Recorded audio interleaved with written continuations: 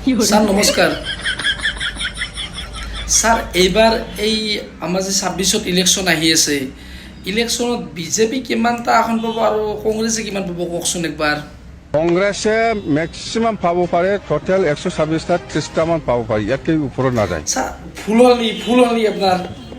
সৰি কংগ্ৰেস নয় এনেকুৱা ভুল নকৰিব স্যাৰ সৰি কওক সৰি বিজেপি বিজেপি তাই কংগ্ৰেস নয় বিজেপি কংগ্ৰেছে নহয় বিজেপি बीजेपी है बीजेपी है 30টা मैक्सिमाम बीजेपी नয়